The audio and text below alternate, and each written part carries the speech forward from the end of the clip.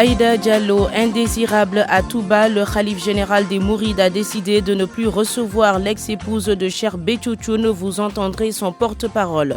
L'angoisse des familles des 3 pêcheurs de Soumbédioune portés disparus, une ambiance de deuil règne déjà au quartier Kogne-Boundaou où ils habitent, à suivre le reportage de Koumba Sandiane Faye. Sitting des travailleurs du Centre des œuvres universitaires de Ziguinchor, ils exigent un audit de la gestion du Cruz. Le directeur du centre parle de cabale orchestrée. Et puis pour la libération de Guy Marius Sagna, le collectif Nyolank remet ça. Une marche est prévue vendredi prochain.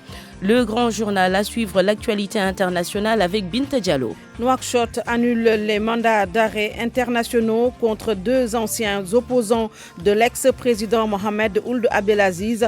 Vous entendrez le porte-parole du gouvernement mauritanien. Attendu aujourd'hui, l'appel de Youssou N'Dour à partir de Bamako. Le lead vocal du Super Étoile va lancer des messages forts sur la crise qui secoue le Mali. 50 000 nouveaux cas de cancer enregistrés au Maroc et le nombre va encore augmenter selon les spécialistes sanitaires. Les femmes sont les plus touchées avec 64%. Rendez-vous dans 20 minutes pour le développement, juste après la page des sports de Youssouf Bodian. La boxe avec la suite du tournoi de qualification olympique au Dakar Arena. Matar Sambou cet après-midi va affronter l'Algérien Yahya Abdeli. Nous allons faire la connaissance de Khadija Timera, seule boxeuse de la sélection sénégalaise. Elle est également avocate d'affaires. Lutte avec frappe, Papa Sow face à Siteu cet après-midi au stadium Marius Ndiaye. Les 2 lutteurs vont s'affronter le 5 avril prochain. En fin d'édition, la revue de presse de Mohamed Ali Mouba et puis point de vue.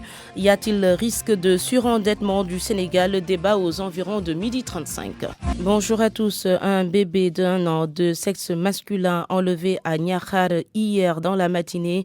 Il a été retrouvé mort hier après-midi dans une maison en construction à Fatick selon nos sources.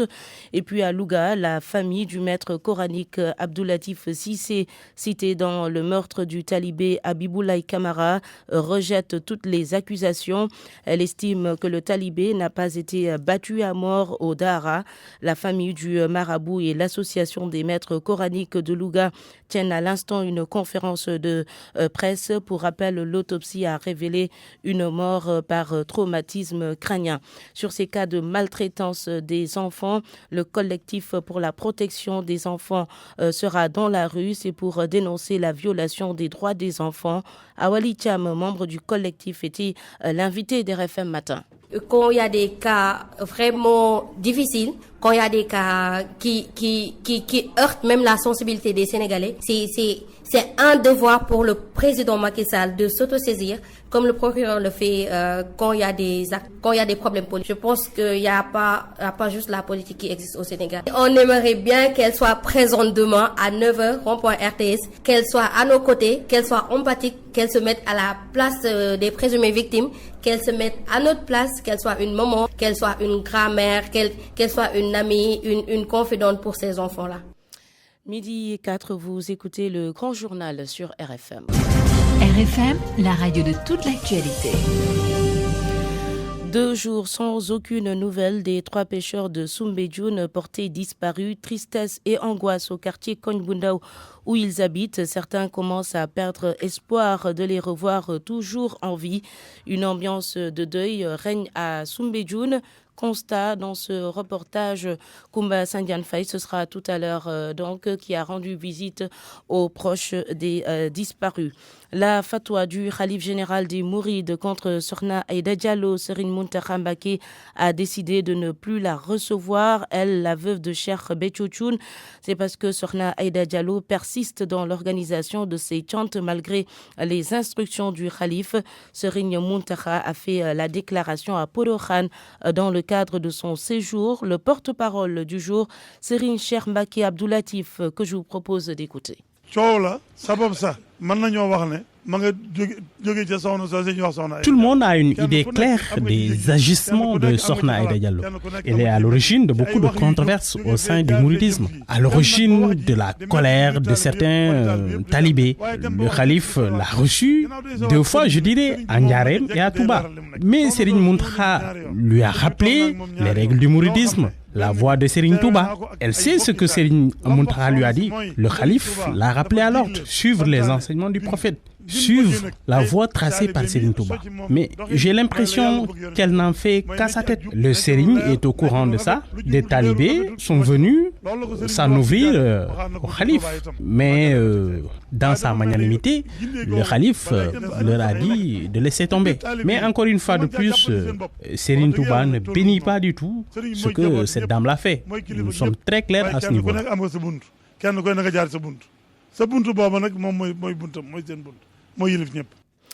Je vous le disais il y a quelques instants, 2 jours qu'ils sont sans nouvelles des 3 pêcheurs de Soumbédioune portés disparus. C'est la tristesse et l'angoisse auprès de la famille au quartier Kogne Bundaou où ils habitent. Une ambiance de deuil règne déjà à Soumbédioune. Le constat dans ce reportage de Koumba Sandiane Faye. Des chiens rangés devant une maison, des personnes par-ci et là, des entrées et sorties. Nous sommes à Kogne Bundaou chez Ahmed et Souley, 2 des 3 pêcheurs qui sont disparus depuis avant-hier et qui sont d'ailleurs de la même famille. C'est l'ambiance de deuil. Extrait. Ibrahim Ndiaye, téléphone collé à l'oreille, reçoit des appels des proches. Il est le père de Souley, l'une des victimes. Il revient sur les moments de départ de son fils parti en mer.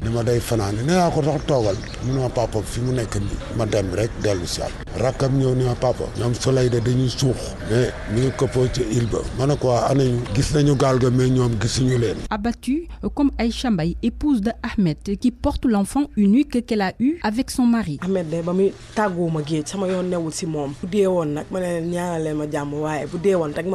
Difficile de la consoler. Aïcha raconte son mari qui avait prévu de fêter l'an 1 de leur fils ce mois de mars. Le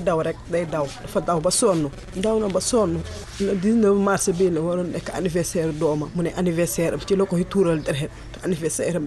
19 mars. Mais elle dit ne pas perdre l'espoir de retrouver Ahmed vivant. Au moment où le père de Souley prévoit un récital de Coran, lui qui n'a plus d'espoir.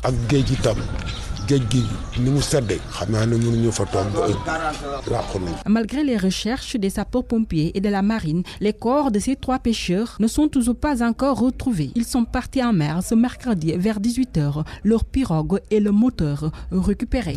Dans l'actualité également, ce sitting ce matin des travailleurs du Crous de l'université Hassan Sek de Ziguinchor. Ils reprochent au directeur une gestion nébuleuse et familiale de l'institution. Ces travailleurs qui se sentent persécutés exigent un audit du centre. Ibrahima Gassama est le président de l'interamicale des travailleurs du centre des œuvres universitaires de Ziguinchor. On l'écoute au micro de Lamine Ba. Nous sommes rouges de colère contre la gestion désastreuse et royaliste du directeur du Crous qui a fait de cette institution un bien personnel où nul n'est digne de confiance pour occuper un poste que les membres issus de sa famille. Une gestion financière monopoliste qui ne suit aucune règle de transparence, où les marchés s'attribuent de gré à gré. Une gestion des ressources humaines discriminatoire avec à côté une oppression totale du personnel reversé. Nous sommes rouges de colère contre le non-respect des droits des organisations syndicales légalement installés. Nous nous tenons comme seuls responsables de tout ce qui en adviendra demain. Car l'intersyndical est debout comme une seule personne et nous nous battrons avec détermination, avec toutes nos forces vives pour rendre aux travailleurs leur dignité. Nous invitons les corps de contrôle de venir assainir et de contrôler la gestion du Crous dans les meilleurs délais. L'OFNAC, la Cour des comptes, l'IGE, tout autre corps de contrôle habilité à venir veiller au bon fonctionnement des institutions publiques. Le mis en cause réagit. Mamadou Djombera parle d'une cabale orchestrée contre lui. Le directeur du Crous dit attendre à bras ouverts les corps de contrôle. On l'écoute toujours au micro de Lamine Ba. En réalité, ce n'est rien d'autre qu'une cabale contre ma personne, contre ma gestion. Et d'ailleurs, moi, j'invite tous les corps de contrôle, quel que soit le corps de contrôle, à venir voir à Ziguinchor. Je ne peux pas me targuer de dire, parce que je suis une autorité. Et par conséquent, tout ce qui se dit contre mon dos, j'attends au moins que les corps de contrôle passent ici pour dire. L'année dernière, vous vous rappelez, dans le même contexte, ils ont monté des étudiants ici pour qu'ils parlent la même chose. Et les étudiants, aujourd'hui, ça s'est manifesté, et ça se voit de manière manifeste que c'est le personnel, les 9 qui ont été dévolus au Crous de Ziguinchor, qui sont là et qui ne travaillent pas, tapis dans l'ombre, qui non seulement sème la tyrannie au sein du campus, mais également essaie par exemple de monter les étudiants contre ma gestion. Donc en réalité, par rapport à cette question précise, j'ai pas beaucoup de choses à dire. Moi, je suis serein et j'attends l'arrivée des corps de contrôle pour faire leur travail. À Ziguinchor, vous nous écoutez sur la 92.0. Il est 12h11. Les précisions du ministère de l'Agriculture suite au mouvement d'humeur des techniciens de l'agriculture. Selon Pape Malik Ndao, le secrétaire général du ministère, des initiatives sont en train d'être mises en œuvre pour régler leurs difficultés et des discussions ont été entamées avec les différents services concernés par les doléances des techniciens de l'agriculture. Pape Malik Ndao, joint par Barthélémy Ngom. Le professeur Moussa Balé, ministre de l'Agriculture, est très sensible à tous les problèmes qui ont été soulevés par le syndicat. Et il a même pris l'engagement de porter véritablement ces doléances à la plus haute autorité. Mais il faut se dire que les revendications portant sur un traitement salarial, ce n'est pas seulement le ministère de l'Agriculture qui agit. Il y a d'autres ministères comme le ministère des Finances, le ministère de la Fonction publique, le ministère de l'Agriculture, et bien sûr aussi la plus haute autorité de l'État. Donc sur cette question, nous sommes en train véritablement d'étudier le traitement salarial, notamment les indemnités que le Syntas a voulu, indemnités de risque, indemnités de technicité, indemnités de logement. Et ça, c'est des questions sensibles parce que ça touche le traitement salarial. Quant aux conditions de travail, le ministre a pris l'engagement et a commencé par des actes véritablement d'améliorer sensiblement les conditions de travail de tous les agents du ministère. D'ailleurs, il y a un lot de motos qui ont été déjà distribués au niveau des services départementaux et des services régionaux, sans compter aussi les véhicules qui ont été mis à leur disposition. Mais n'empêche, le ministère est en train de voir, avec ses services compétents, comment améliorer sensiblement les conditions de travail des agents. Donc, pour vous dire que nous sommes sensibilisés, nous y sommes et nous sommes en train, avec le ministère de la Fonction publique, de se réunir pour au moins étudier tout ce cahier de doléances qui touche les agents du ministère de l'Agriculture. Ambiance morose ce matin au marché situé au rond-point Liberté 6. C'est aujourd'hui que les commerçants tabliers doivent donc quitter les lieux. Après indemnisation de la plupart de ces commerçants, ils ont décidé de lever l'ancre malgré eux. Reportage Nafissatou Silla. Un grand désordre, des tables vides, des déchets plastiques qui s'amoncellent par-ci et par-là, des commerçants dans le désarroi, assis par groupes, discutent entre eux, mais parlent surtout de leur déguerpissement de ce lieu, le marché irrégulier du rond-point de Liberté 6. C'est plus bruyant d'habitude. C'est parce que le préfet nous a sommé de quitter les lieux. Et personne ne sait d'ailleurs quand est-ce que les bulldozers vont passer. Un déguerpissement imminent et ils ne savent pas quoi faire, nous dit ce marchand tablier. Nous ne pouvons pas prendre les devants, le délai est trop court. Nous sommes vraiment devant le fait accompli. Aucune disposition efficace n'a été prise pour nous installer ailleurs. Si certains sont prêts à décamper, d'autres par contre profitent des dernières heures. Pourtant, une indemnisation a été donnée à la plupart de ces vendeurs, mais ces derniers veulent une meilleure prise en charge. Juste 263 000 francs CFA pour nous indemniser. Pour trouver une boutique, ça ne peut pas tout couvrir, ça ne suffit pas. On n'en disconvient pas, il faut que la ville soit aménagée, mais je pense qu'aussi il faut penser à nous, il faut nous aider, nous les jeunes aussi. Ce déguerpissement rentre dans le cadre du programme Ville propre du ministère de l'Urbanisme, mais surtout que ce marché est situé dans la trajectoire du bus Rapid Transit. RFM, fréquente modulation 94.0, la radio en puissance. RFM Midi. Le collectif Nyolank va remettre ça. Une marche est prévue vendredi prochain pour exiger la libération de Guy Marius Sagna en détention depuis près de 3 mois. Ses camarades demandent par ailleurs l'annulation de la hausse du prix de l'électricité. Le collectif était en conférence de presse tout à l'heure. On écoute un de ses membres, Antoinette Turpin, au micro d'Oumou Kalsoumli. Nous avons marché sur différents itinéraires. Nous avons communiqué sur différents supports. Nous avons rencontré le médiateur de la République pour demander la libération de Guy Marius Sagna. Nous avons jusqu'ici inscrit toutes nos actions dans la légalité constitutionnelle et pacifiquement. À toute cette vague de protestations, tant au niveau national qu'international, le président Macky Sall a opposé un mépris total. Les organisations de défense des droits de l'homme ont lancé des appels à Macky Sall. Des partis dans l'opposition ont lancé le même. Des citoyens d'ici et de la diaspora ont repris le même appel à l'unisson pour demander au président de la République, Macky Sall, de demander au ministre de la Justice, Malick Sall, de dire au doyen des juges, Samba Sall, de mettre fin à l'arbitraire de la détention de Guy Marius Sagna. Le vendredi 28 février 2020, le collectif Nyolank appelle toutes les Sénégalaises et tous les Sénégalais à sortir massivement pour exiger encore une fois la libération de Guy Marius Sagna et l'annulation de la hausse du prix de l'électricité. À présent, des échos de la 6e édition du Salon de l'Habitat qui se déroule à Bamako, une rencontre entre promoteurs immobiliers et gouvernants pour échanger. Ils réfléchissent surtout sur comment faire pour rendre le logement accessible à tous. De notre envoyé spécial à Bamako, Salimata Ao. Promoteurs et acteurs immobiliers se sont donné rendez-vous pour échanger et partager leur expérience. Selon le Premier ministre malien, Boubou Cissé, l'État du Sénégal est un modèle à suivre. Impression agréable quand je vois tout ce que la sous-région a pu réaliser comme innovation dans ce secteur important de l'immobilier et de l'habitat. J'ai vu ici les stands du Sénégal, les stands du Burkina Faso, les stands du Mali et je viens de voir la qualité de la réalisation. Pour sa part, le ministre de l'Urbanisme du Sénégal dit avoir beaucoup appris. Le Mali a une expérience avérée en la matière avec la cité ACI 2000. Depuis les années 90, en 1992, l'État malien a créé une structure qui permet d'aménager des zones, de collecter des recettes à partir des parcelles de terrain vendues à un prix du marché pour aménager aussi pour les personnes à faible revenu et cela nous permet de prévenir les bidonvilles. Donc, nommé ambassadeur du salon, Youssou Ndour a salué la détermination des acteurs et promet d'être toujours à leur côté.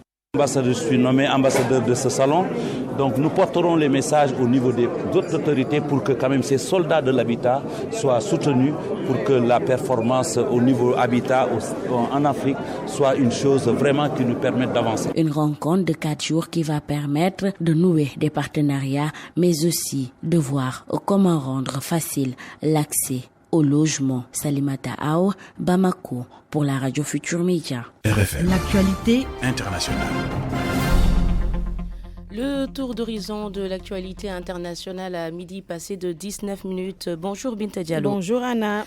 En Mauritanie, annulation des mandats d'arrêt contre 2 opposants. Ce qui a été confirmé par Nouakchott, les 2 opposants milliardaires Mohamed Ould Bouamatou et Mustafa Ould Limam Chavi, ex-challenger du président Mohamed Ould Abdelaziz, ancien président de la Mauritanie bien sûr, ne court plus le risque d'être arrêté. Mandat d'arrêt internationaux annulés. Le porte-parole du gouvernement mauritanien Sidi Ould Salem au micro de Mohamed Diop.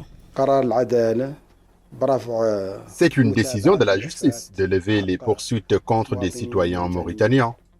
La République islamique de Mauritanie est un état de droit. C'est une république avec des pouvoirs séparés. Il y a le pouvoir législatif, judiciaire et exécutif. Chaque pouvoir est indépendant. Son Excellence le président de la République ou tout autre citoyen doit avoir confiance en notre justice, dont nous devons garantir l'indépendance. Le président de la République ne donne pas d'instructions à la justice. Peut-être certains se plaisent de le dire, mais ce n'est pas vrai. Les choses ne se font pas comme ça. On va en Gambie à présent avec cette alerte de la communauté soninké. Lors du festival international soninké qui se tient présentement en Gambie, occasion saisie par la communauté soninké de lancer un vibrant appel pour stopper cette aventure périlleuse et souvent mortelle. L'association pour la promotion de la langue et de la culture soninké propose aux jeunes Africains l'agriculture comme alternative à l'immigration clandestine.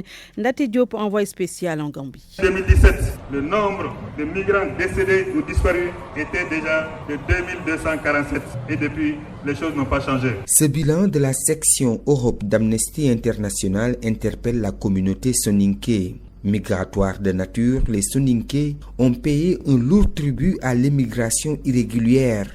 Mohamed Magassi, député, membre de l'APS. Cette dignité qui caractérise le Soninké peut-elle être compatible avec ce à quoi l'on assiste aujourd'hui, à savoir ces vagues de jeunes Africains pleins de vie et de force qui vont mourir dans les souffrances et dans l'anonymat dans la mer Méditerranée. Ces jeunes gens qui quittent leur terre à la recherche de je ne sais quel Eldorado se trouverait en Europe ou ailleurs et qui acceptent de vivre et surtout de mourir dans les conditions infrahumaines qui n'ont rien à voir avec la dignité. Aujourd'hui, l'Association pour la promotion de la langue et de la culture soninké appelle à un redressement de la pente. Il est normal que l'on s'interroge sur les solutions possibles à cette tragédie qui fait la Méditerranée aujourd'hui un gigantesque cimetière. Dès lors, il est normal que les Soninké, nous nous penchions sur cette question. C'est pourquoi il faut se féliciter que le FISO ait choisi comme thème de sa 6e édition l'agriculture comme solution alternative à l'immigration des jeunes. Our culture, our identity, notre culture, notre identité. L'APS rappelle aux jeunes Africains qu'il est possible de rester dans ce continent, d'y travailler et d'y gagner sa vie dignement.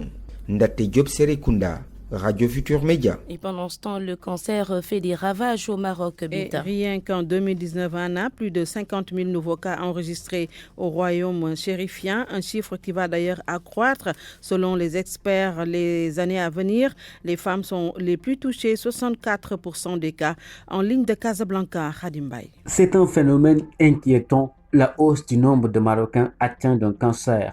Près de 50 000 nouveaux cas ont été diagnostiqués dans le royaume rien qu'en 2019. Plus touchés que les hommes par la maladie, les femmes, notamment celles qui sont âgées de plus de 40 ans, représentent 65% des malades.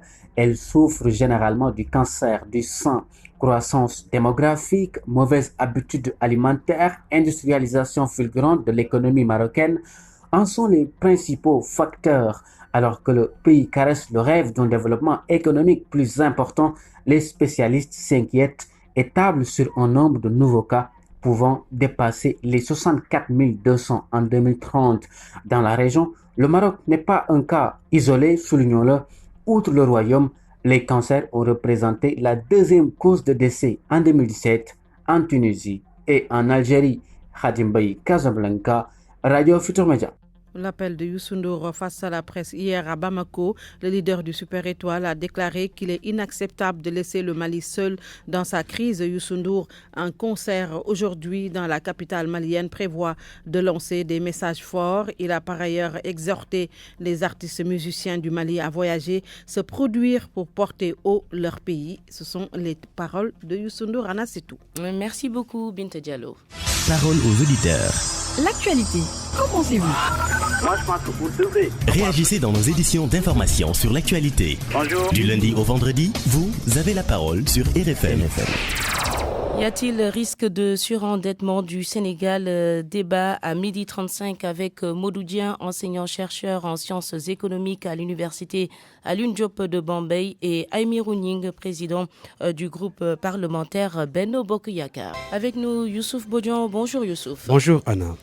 À la une de la boxe, la suite du tournoi de qualification olympique au Dakar Arena. Attendu sur le ring cet après-midi, Matar Sambou, chez les 57 kg, il affronte l'Algérien Yahya Abdelli pour une place en 8e de finale.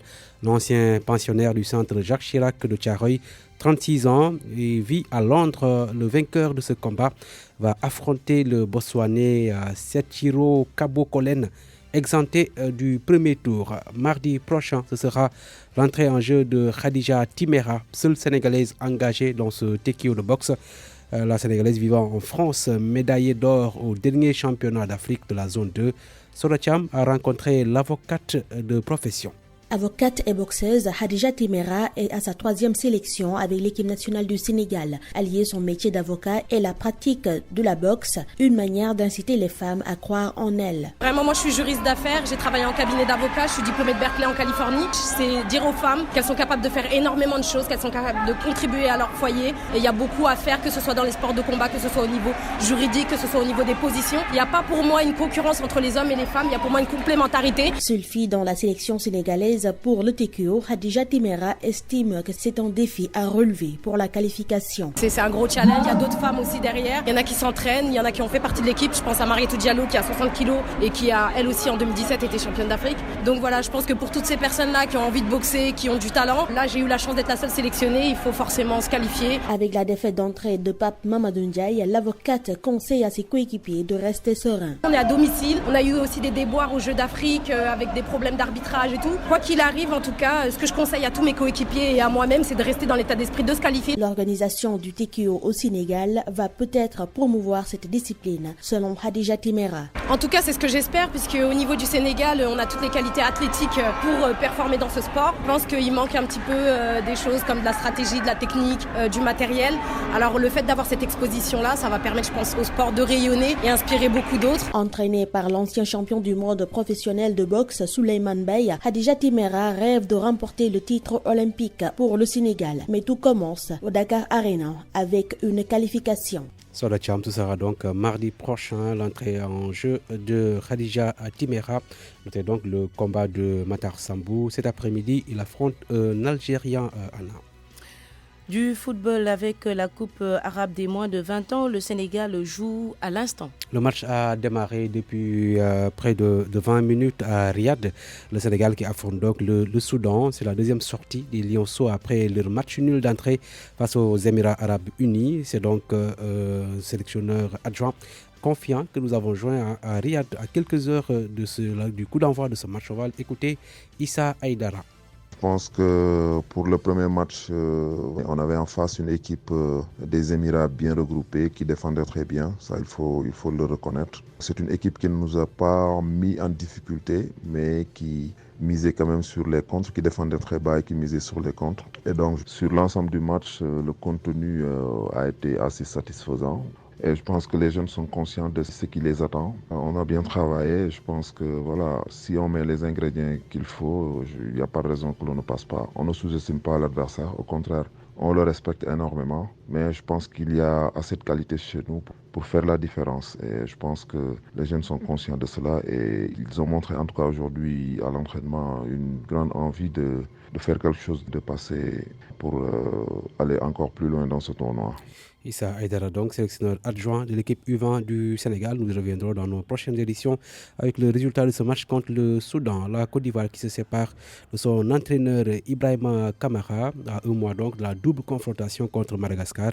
La Côte d'Ivoire a décidé de se séparer en commun accord avec Ibrahima Kamara qui depuis novembre 2017 est aux commandes des éléphants. Il a remplacé à ce poste Hervé Renard dont il a été l'adjoint.